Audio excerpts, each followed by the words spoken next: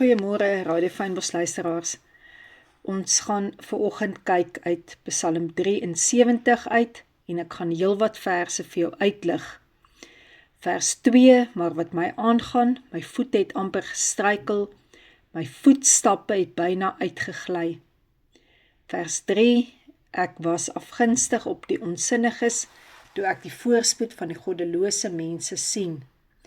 16, toe het ek nagedink om dit te verstaan, maar dit was moeite in my oë. 17, totdat ek in die heiligdomme van God ingegaan het en op hulle einde gelet het. Waarlik, u stel hulle op gladde plekke, u laat hulle in pyn verval. Hoe word hulle in 'n oomblik 'n voorwerp van verbasing? Vergaan hulle, raak hulle tot niet deur verskrikkinge. Al beswyk my vlees en my hart, God is die rots van my hart en my deel tot in ewigheid. Want kyk, die wat hulle ver van u afhou vergaan. U roei almal uit wat van u afhoreer. Maar wat my aangaan, vers 28, dit is my goed om naby God te wees. In die Here het ek my toevlug gestel om al u werke te vertel. Ons kan maar eerlik wees met mekaar. Dit is nie lekker om swaar te kry nie, ook nie eens ter wille van ons geloof nie. Ons is maar selfsugtig in mens en vlees.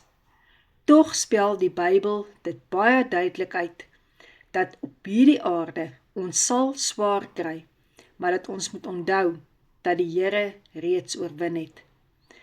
Hier word ons ook geleer, uit God se woord uit, dat geloof 'n steil pad is. In Matteus sê Jesus, hy het gekom om die swaar te bring as vrede, en om hom te volg, dat ons eie kruis sal opneem elke dag en hom volg, bult op, bult af. Partykeer is dit vreugdesange en ander kere huil ons terwyl ons daardie saadsak dra. Daar is daar self, al is jy hoe gelukkig en selfs ook dalk in die bediening, dat jy net vir niks en vir niemand lus het nie. Dit voel of jy eerder net kan handdoek ingooi, asof jy die kombers net oor jou kop kan trek en verder kan slaap, jou selfoon net op don't disturb los. Daar dat jy saam met Asaf kan stem, dat jy ook amper opgehou glo het. Job het ervaar dat God sy teestander is. In Job 16 ook dat hy gesê het dat dit die Here is wat sy rus verstoor. In Psalm 77 sê Asaf vir God dat hy nie meer soos vroeër optree nie en dat hy opgehou het om medelee te hê. Selfs Jeremia 15 sê Jeremia dat hy nie meer op God kan reken nie. Wel, dan ken jy as kind van God daardie tipe afdaal, die skerp kante van die lewe. En ons kan ons so baie keer voorhou, asof alles net 100% heilig is. En dan, soos ek gewoonlik sê, is ons maar eintlik soveel keer skynheilig. Om moedeloos te raak is nie 'n skande nie. En veral in vandag se tyd, moet ons tog so perfek lewe in mense se oë. Maar wees eerlik, dit verg moed om dag vir dag aan God vas te hou. Wat maak ons in sulke tye, waar ons nie meer woorde het nie?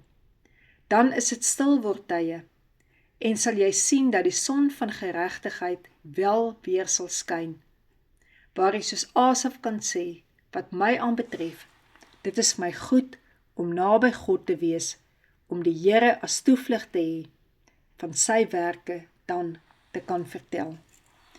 As jy vanoggend in een van daardie buie is, wat erger is, as wat 'n blou maandag ooit kan wees, weet net, jy is naby die Here.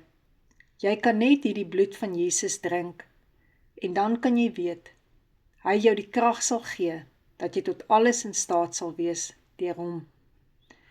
En dat jy ook kan weet, maak nie saak wat jou omstandighede van moedeloosheid is, dalk oor 'n siekte nie, dat deur die wonde van Jesus Christus, het daar vir jou genesing gekom.